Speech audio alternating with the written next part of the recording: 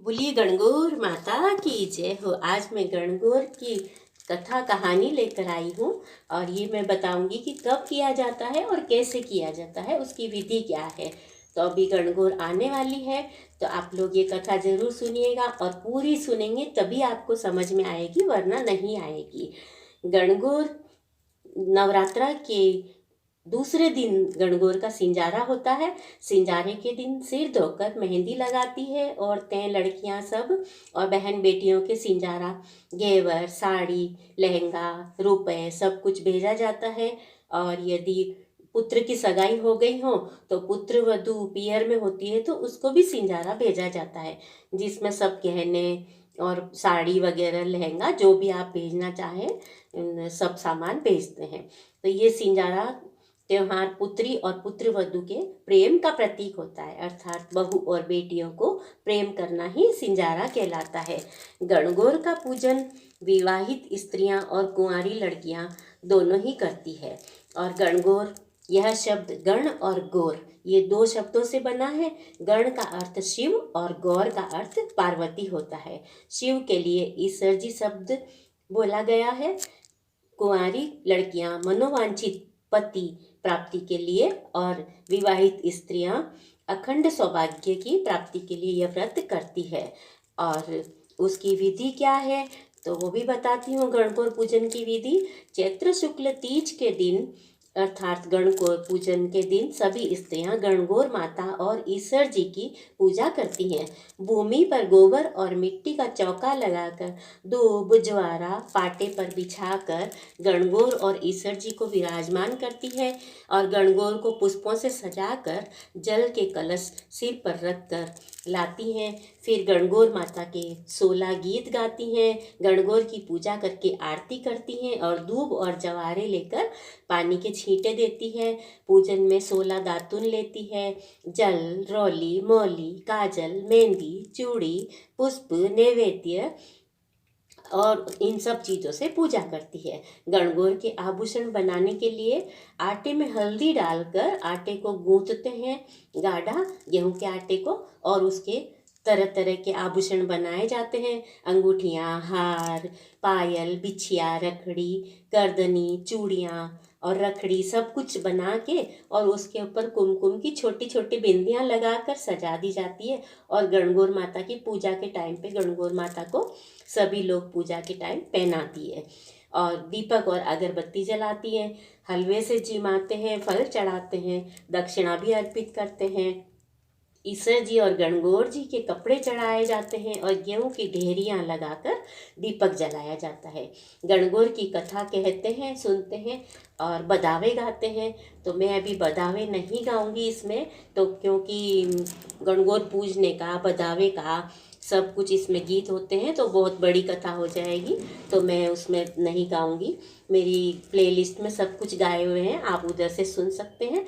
और अगर मेरा ये अच्छा लगे आपको चैनल तो लाइक, सब्सक्राइब, शेयर ज़रूर कर दीजिएगा।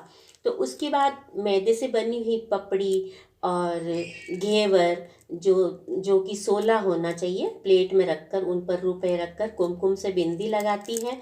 और कहीं कहीं जैसे हमारे यहाँ गुणा भी बनाते हैं, मीठा और नमकीन, तो गुणे भी 16-16 होना चाहिए। कल्पना निकाल कर सासू जी को दे देते हैं, और सासू जी ना हो तो ननद को, या नहीं हो तो फिर किसी और सुहागन को दे देते हैं। बहन बेटियों के यहाँ मिठाई भेजते हैं। कुंवारी कन्याएं 16 और विवाहित औरतें 8 फल ही गणगौर माता को चढ़ाती है, जिनमें से आधे या उसके आधे वापस प्रसाद के रूप में उठा लेती है। पूजन के बाद दिन में गणगौर को जल पिलाकर विदा करते हैं।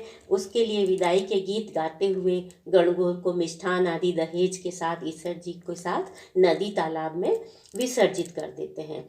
पूजन से 16-17 दिन पूर्व गणगौर को पीहर आई हुई मानते हैं। होली के दूसरे दिन से गणगौर अपने पीहर आ जाती है, तो तीज के दिन विसर्जन करके उनको ससुराल भेजने की तैयारी होती है, विदाई करते हैं। इसलिए विसर्जन के पूर्व विदाई के गीत गाए जाते हैं और विसर्जन के पश्चात स्त्रियां बधावे के गीत गाती हुई लौटती है। सुहागन अर्थात विवाहित स्त्रियां 8 बार और कुंवारी कन्याएं 16 बार गणगौर पूजती है। सभी तरह के गीत गाती हैं और गणगौर के गीत, ज्वारे के गीत, गणगौर विदाई के गीत, बधावे के गीत सुनने के लिए मेरी प्लेलिस्ट में से आप ज़रूर सुनिएगा। तो ये एक मैं छोटा सा बोलती हूँ।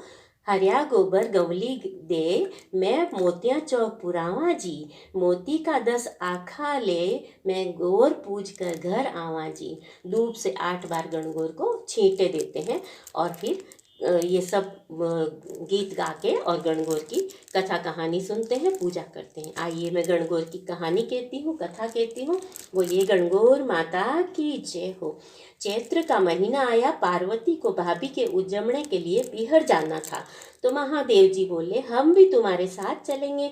तो ईश्वर गौरादे नंदी को साथ लेकर निकले। महादेव जी नंदी पर बैठे और पार्वती जी पैदल चलने लगी। तो लोग कहने लगे देखो आदमी तो सवारी पर बैठा है और औरत को पैदल चला रहा है। तो महादेव जी उतरे और पार्वती को नंदी पर बिठाया। यह देखकर लोग कहने लगे देखो औरत सवारी पर बैठी है और पति पैदल चल रहा है। ऐसा सुन पार्वती भी उतर गई और दोनों पैदल चलने लगे। इसमें शिव पार्वती ही गणगौर और ईश्वर जी है, मैं आपको पहले भी बता चुकी हूँ। तो शिव जी और पार्वती जी की ही पूजा की जाती है गणगौर और ईश्वर जी के रूप में। तो साथ में नंदी भी चलने लगा। अब लोग बोले देखो वाहन के होते हुए भी दोनों पैदल चल रहे हैं। तो ईश्वर जी और गौरादे दोनों नंदी पर बैठ गए। लोग बोले देखो छोटे से बेचारे जानवर पर दोनों जने बैठे हैं। पार्वती बोली भगवान दुनिया कैसी है, नंदी पर बैठने भी नहीं देती है और पैदल चलने भी नहीं देती है।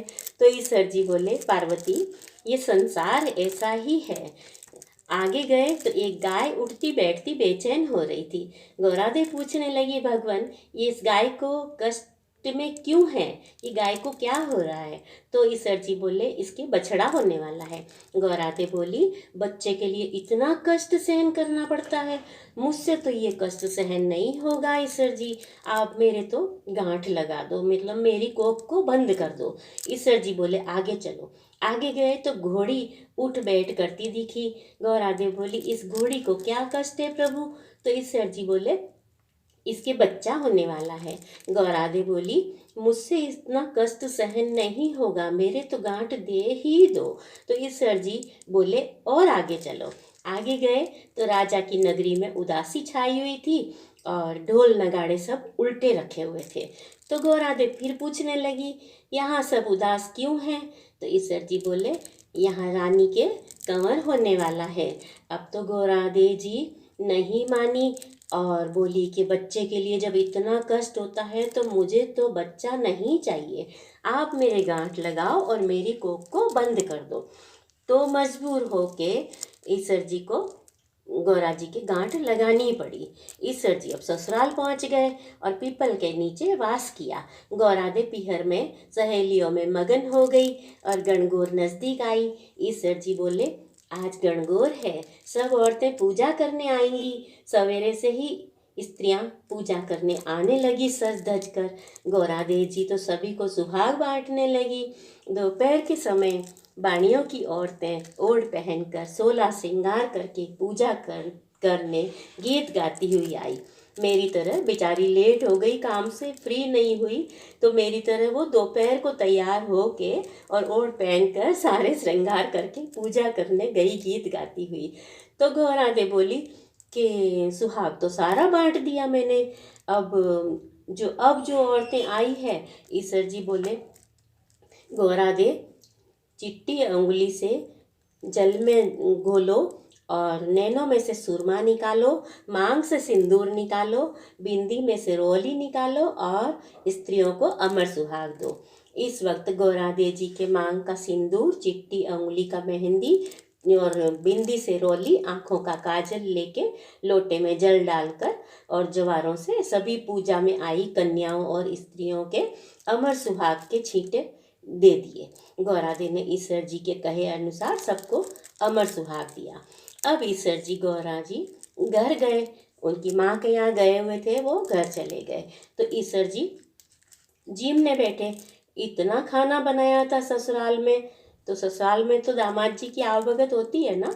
तो वो ईश्वर जी खाना खाने बैठे और सारा खा गए, सारा जीम गए। अब गौरा दे जी जीमने बैठी तो माँ बोली कि खाना तो ख़त्म हो गया है बेटी, मैं थोड़ा सा खाना और बना लेती हूँ। तो बेटी बोली, माँ मैं तो आपकी बेटी हूँ, बेटी तो कुछ भी खा लेगी। और माँ को नहीं बनाने दिया। तो गौरा दे जी ने जला हुआ वो बाटा और बथुए की पिंडी खाकर लोटा भर के पानी पी लिया। तो माँ ने उनको वो सीख देने लगी, ससुराल भेजना था ना भाई, तो सीख देने लगे। वहाँ से निकलकर ईसर गौरादे जी पीपल के नीचे आए तो ठंडी छाँव में थकी हुई पार्वती जी को नींद आ गई। ईसर जी ने पार्वती जी के पेट की ढकनी खोल के देखा तो जला हुआ बाटा और बथुए की पिंडी और थोड़ा सा पानी जल पेट में पड़ा हुआ है। ईसर जी ने ढकनी वापस ढक दी। पार्वती जी जागे तो ईसर जी ने पूछा, गौरादे आपने क्या क्या जीमा माँ के यहाँ? तो गौरादे बोली, ईसर जी जो आपने जीमा वही हमने जीमा। तो ईसर जी बोले, पार्वती सच बोलो। गौरादे बोली कि माँ भेद थोड़ी ना करेगी, जो रसोई में बना है वही मैं खाऊंगी, आपने खाया वही मैंने खाया। तो ईसर जी बोले, देखो गौरादे तुम्हारे पेट में जला हुआ बाटा और बथुए की पिंडी के अलावा थोड़ा सा जल है। और गौरादे को बहुत गुस्सा आया, बहुत नाराज हुई और बोली, देखो भगवान आज तो आपने मेरे पेट की ढकनी खोली है, ऐसा संसार में किसी के साथ नहीं करना। पीहर की बात ससुराल में और ससुराल की बात पीहर में कभी नहीं करनी चाहिए। पार्वती इतना बोली और ईसर गौरादे जी वापस कैलाश पर्वत के लिए रवाना हो गए। आगे देखा राजा के यहाँ शहनाइयाँ बज रही है, लोग खुशियाँ मना रहे हैं, रानी बहुत खुश है। गौरादे बोली, कुंवर होने पर इतनी खुशी मनाते हैं तो आप मेरी गांठ वापस खोल दीजिए। तो ईसर जी बोले, पार्वती मैंने आपको पहले ही बोला था कि मेरी गांठ लगने के बाद कोई नहीं खोल सकता। आगे घोड़ी के बच्चा हुआ तो वह अपने बच्चे को प्यार से चाट रही थी, वो बहुत प्रसन्न थी। पार्वती बोली, भगवान आप मेरी गांठ खोल दीजिए प्लीज़। तो महादेव जी बोले, अब ये गांठ नहीं खुलेगी। आगे गाय अपने बच्चे को बड़े प्यार से चाट रही थी, बहुत खुश हो रही थी और उस गाय की मालकिन भी बहुत खुश थी। पार्वती जी ने सोचा कि जब जानवरों को बच्चों से इतनी ममता होती है, इतनी खुशी होती है, तो फिर मनुष्यों की तो बात ही क्या है। और फिर ईश्वर जी से बोली, भगवान मेरी गांठ खोलो नहीं तो मैं आगे नहीं चलूँगी। पर ईश्वर जी बोले, अब तो गौरादे कुछ नहीं हो सकता। थोड़े दिन बीते, पार्वती जी ने अपने शरीर का मैल निकाला और एक पिंड बनाया और उसमें प्राण फूंक दिए। उस बालक को रखवाली रख के पार्वती जी स्नान करने के लिए गई तो भगवान आए और बालक ने उनको अंदर नहीं जाने दिया। तो भगवान ने पूछा कि तुम कौन हो? बालक बोला, मैं पार्वती पुत्र हूँ। भगवान सोचे कि ये पुत्र कहाँ से आया और त्रिशूल से उसका बालक का गला काट दिया। माँ पार्वती को बड़ा गुस्सा आया। माँ पार्वती आई, देखा कि भाई मेरे पुत्र की तो गर्दन काट दी है इन्होंने। तो गुस्से में बोली, भगवान आप मेरे पुत्र को वापस जीवित कीजिए। तो शिव जी ने गणों को भेजा कि जो कोई स्त्री अपने पुत्र से पीठ फेर कर सो रही हो उसी बच्चे का सर काट कर ले आओ। तो गण उसी जगह घूमते घूमते जंगल में पहुँचे।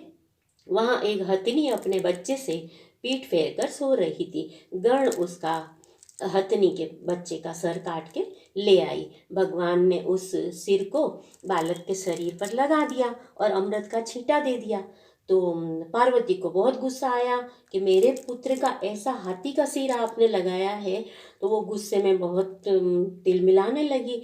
तो भगवान से बोली, महादेव जी से बोली, मुझे ऐसा पुत्र नहीं चाहिए। तो पहले तो फिर उन्होंने भगवान ने उस सिर को बालक के शरीर पर जोड़ा और अमृत का छींटा दिया और बोले, दुनिया में सबसे पहले गौरी गणेश जी की पूजा होगी, उसके बाद में दूसरे देवताओं की पूजा होगी। खरी की खोटी आधी की पूरी। हे गणगौर माता हम सबको अमर सुहाग देना।